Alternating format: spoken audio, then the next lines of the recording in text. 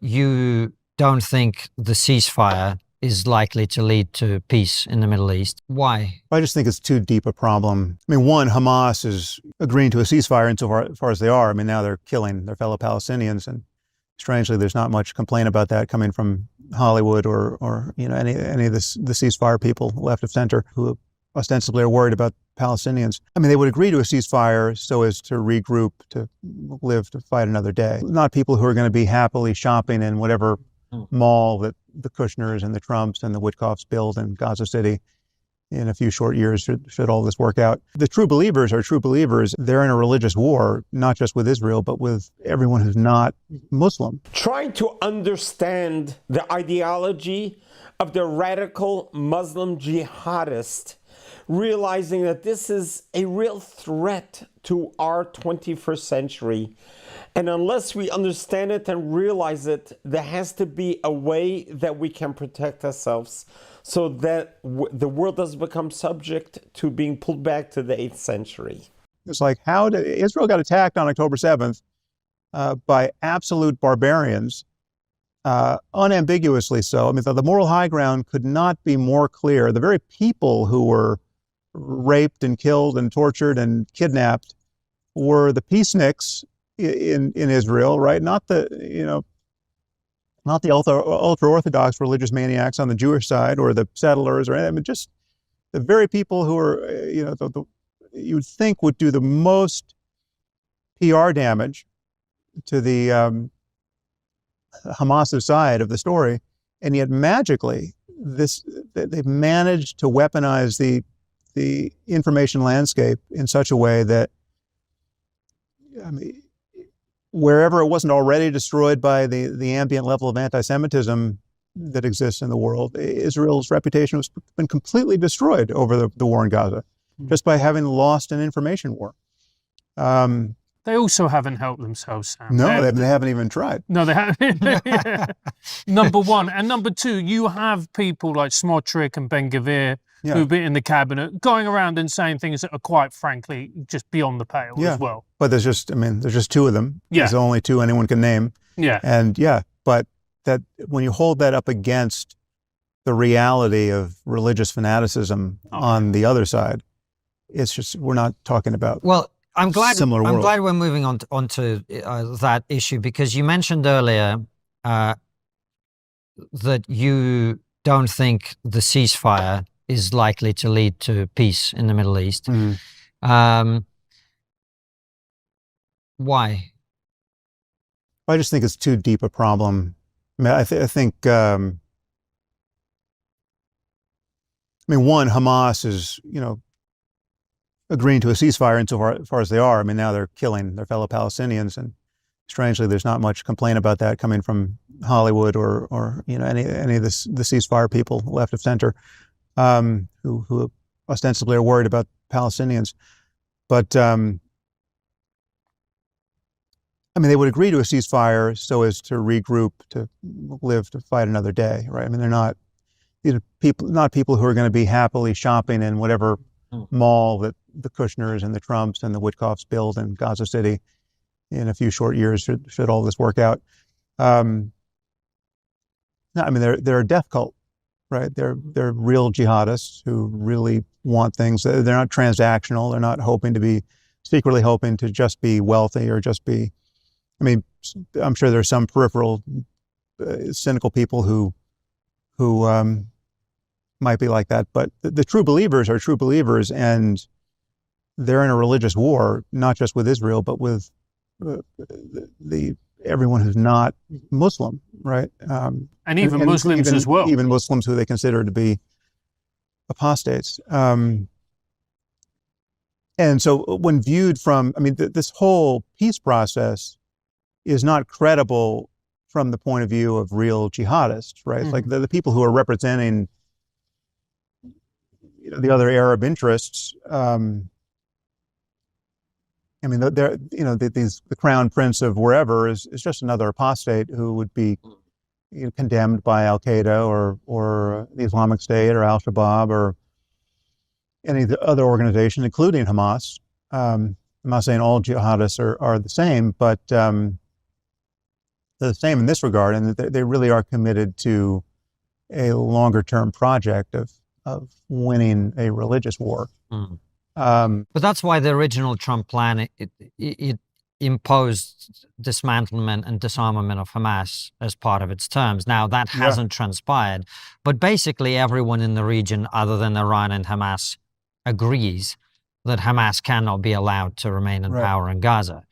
So the question is, can you get beyond that? And if you listen to our discussion with Joe, I made this point, which was about the Kushner plan, as I understand it, is to try and get the moderate Arabs to work with Israel in opposition to Iran. You have to get rid of Hamas for that to happen. And then you get them all trading together, and then they hold hands and sing Kumbaya. Yeah, but again, you're talking about the wealthy monarchs of the region who have the so-called Arab street to worry about. And the Arab street in, in scores of countries, I mean, there's 50 plus Muslim majority countries, not all Arab, is highly radicalized. It's not as radicalized as the Palestinians. I mean, the Palestinians Hamas is still popular among the Palestinians, especially in the West Bank. I think it's true to say that they would win an election in the West Bank today.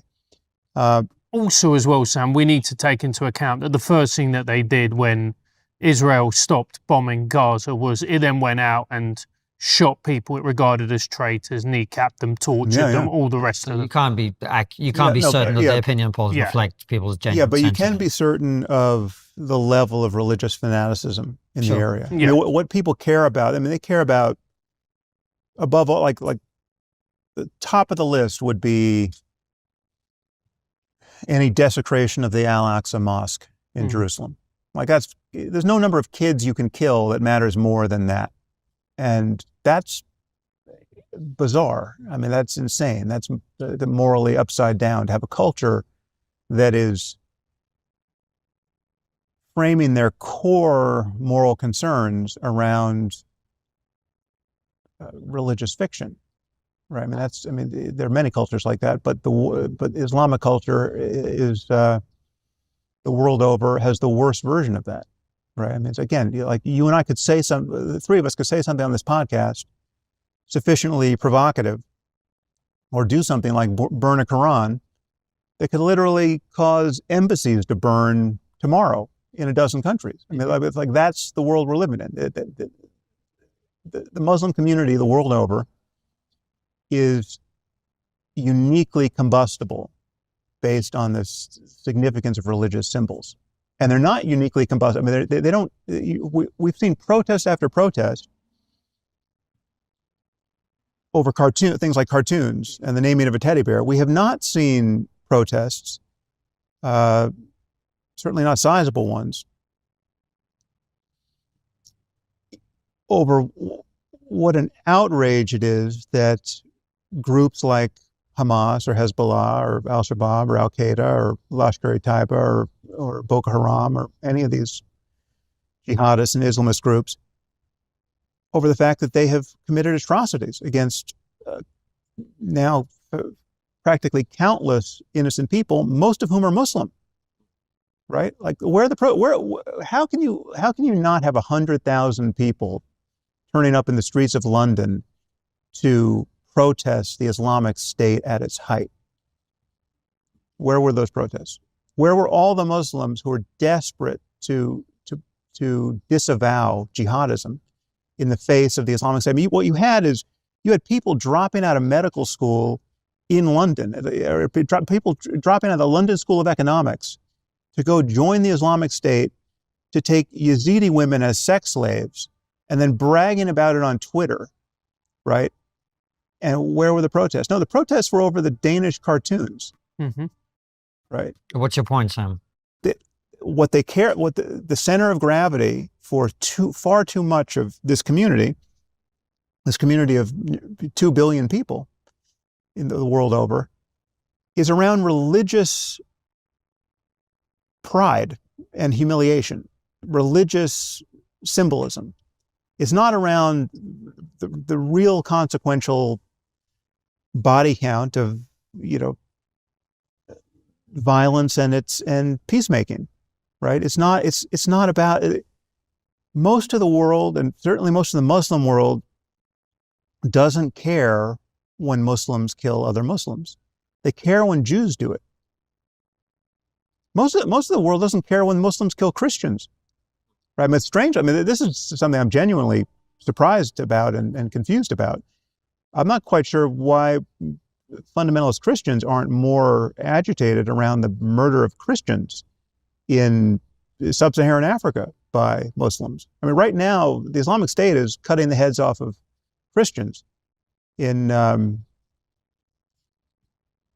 it's Nigeria. Nigeria, and maybe also Uganda, but it's definitely Nigeria. It's like you would think that would be a pretty big deal. It's not. It's no. It's the most inflammatory thing on earth is Jews killing Muslims in the Holy Land. So I mean, we need. I mean, yes, we desperately need a war of ideas, if not an actual civil war within the Muslim world in scores of countries, to nullify the cancer of jihadism. I mean, Islam plus jihadism is going to prove totally unworkable for open societies everywhere in the future. There's no way of assimilating jihadists. It's not. I mean, what you're experiencing in the UK right now is what it's like to have 6% of your society be Muslim, and some percentage of those Muslims to want to live under Sharia law, and some percentage of those Muslims to happily create, so-called grooming gangs, because it's in line with their view of how you think about infidel young girls. And you're trying to absorb all that, and you got Tommy Robinson out there complaining. The Muslim community has to figure out how to purge itself of this level of religious fanaticism and these specific commitments around things like punishing apostasy and blasphemy and in the fullness of time, maybe they'll do that. Under pressure, maybe they'll do that, but they're not tending to do it organically. Well, this is where the Saudi and the UAE are interesting, right? Because they are trying to do this. They're trying to replace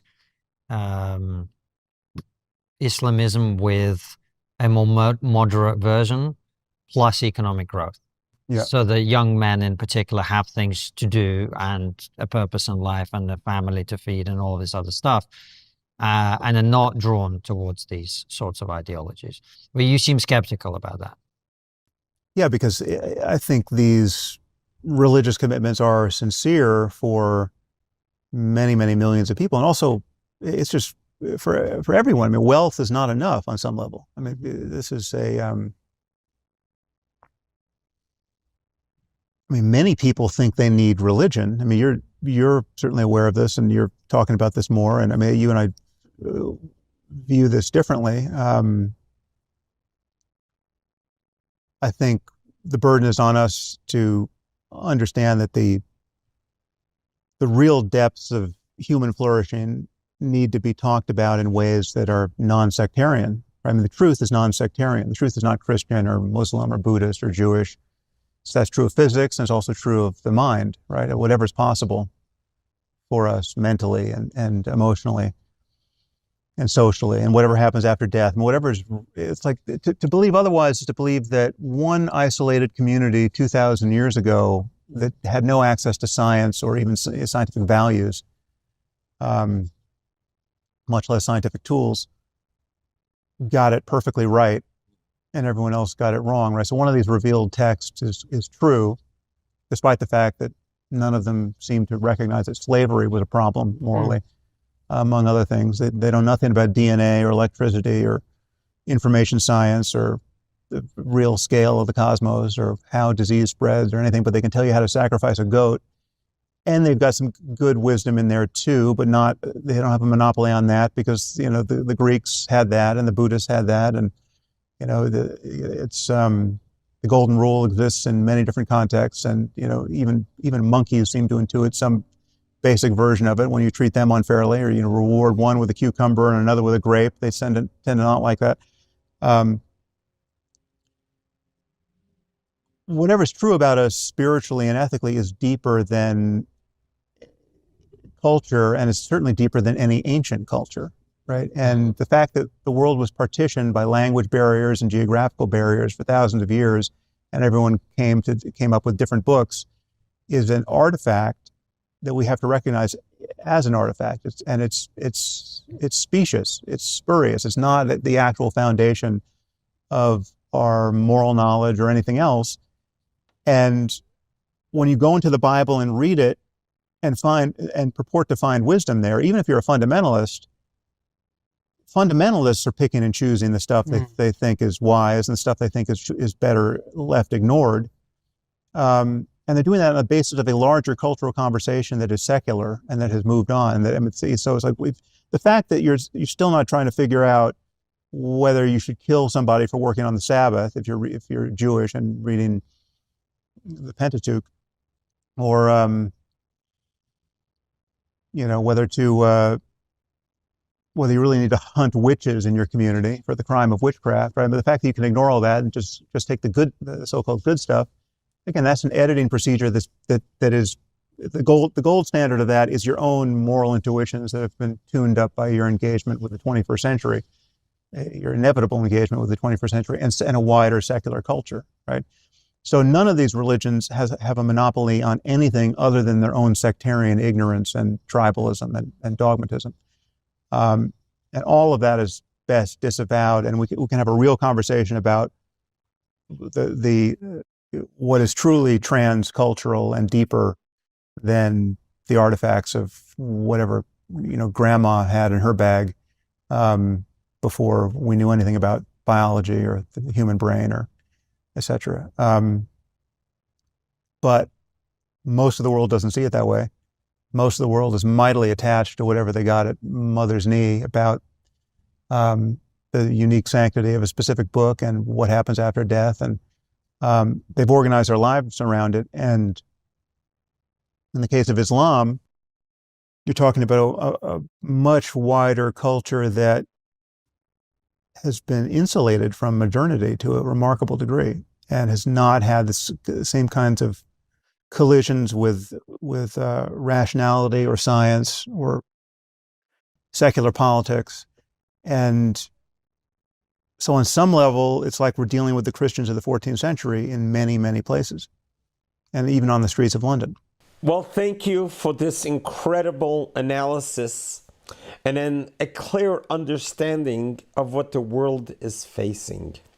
What the world needs to appreciate, that Israel has been fighting a war for 77 years. It's not a war over territory. It's not a war over land. I'll just give you one example how we know that. On October 7, when these hideous, barbaric terrorists broke through the border of a sovereign country, Israel, with 3,000 terrorists led by Hamas. One of the most saddest moments was when a young terrorist calls their mother, and we have this all recorded, calls the mother bragging how he just killed 10 Jews. They didn't say Israelis, 10 Jews. And the blood is still on my hands. He was so proud. And the mother couldn't stop praising him. So it wasn't about killing Israelis because Israel is living on their land that they claim. It's the Jewish part of it. It's Judaism that they are after. What the world doesn't realize, and perhaps it will now, the reason why America and Israel have such an alliance is because America realizes, and many of the Western countries realize, that by Israel being in the Middle East, they are a buffer, a deterrent for the Arab Muslims to conquer the whole Middle East and then spread its caliphate to take over the globalization, take over the world. That is what they are trying to do. We have made it to the 21st century. They're still stuck in the 7th century. And they want to bring us back there. And this is the true war that we're fighting. It's a war against us and them. They want to take over the world with their radical jihadist Islam faith. In the 1920s, it's what's known as the caliphate. That was the plan, to take over the world. And Muslim has become the fastest growing religion. Ask me why, I don't know. But the reality is that their religion is a death cult. And we don't have to look too far to prove it. I mean, just look at how the world has been terrorized in the last 7 decades. By whom? I mean, we're not mentioning the 9/11. We know that they were all Muslim hijackers, the suicide bombers, the Hamas, the Iranian regime. Just go through in our recent history who's terrorizing the world. Why we as free Americans had to change our whole life since 9/11 because someone else may try to do the same thing and hurt us. All the security measures that we have to take now. So the reality is, as he very clearly brought it out, that Islam on itself is either going to implode on each other, because you have 2 billion Muslims. Let's say 2% are radicalized, are jihadists, and the others are not. Even 2%. 2% of 2 billion. So it cannot sustain itself, because us, the West, hopefully, will be able to mobilize ourselves and be stronger and not allow the world to be faced with another enemy. We have just getting to recover from the Nazi, from the Third Reich, from that type of philosophy, from communism.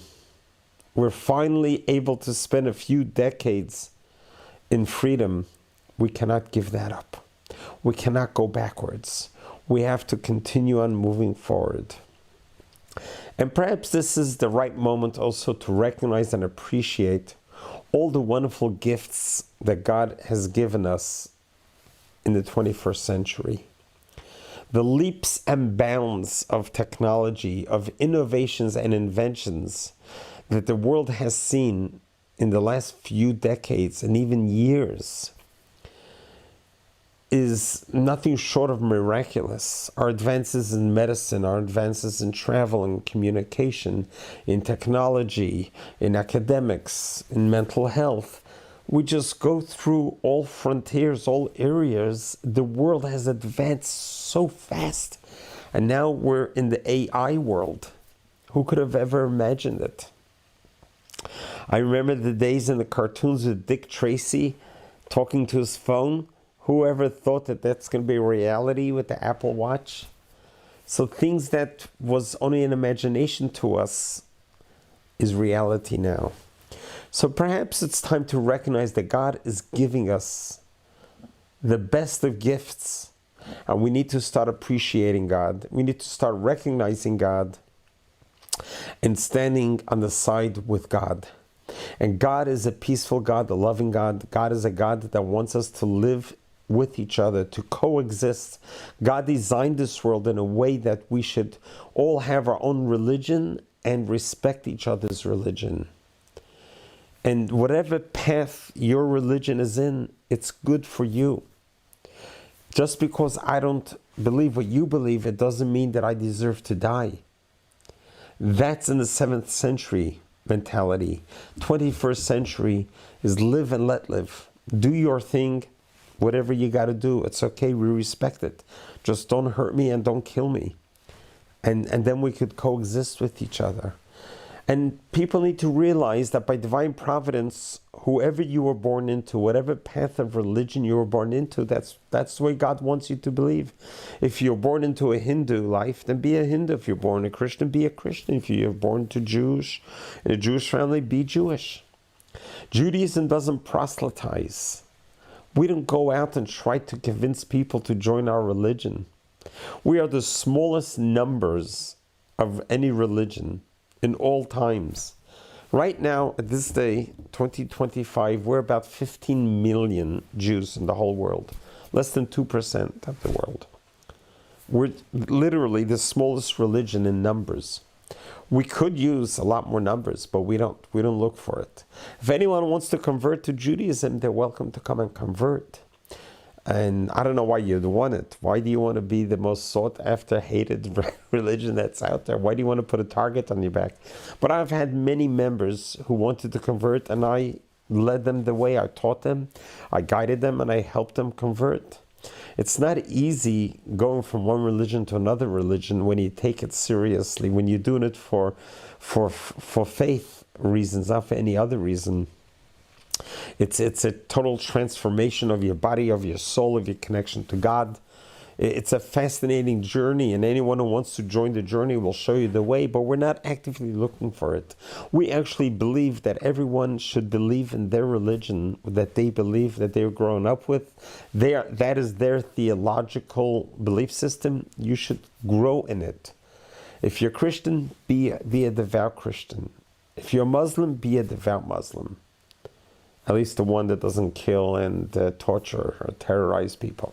If you are a Hindu, be a devout Hindu. Be who you are, all in. But the fundamental part is unconditional love for each other, unconditional respect for each other. There's no reason why we cannot all shake hands and understand and appreciate each other, even though we believe different theological belief systems. That should have no bearing on who we are as a human being. We are all created in God's image. We are all God's children. God wants all of us to coexist together. Let's pray, and we hope that we could continuously work towards that, to greater and better times. God bless you. God loves you.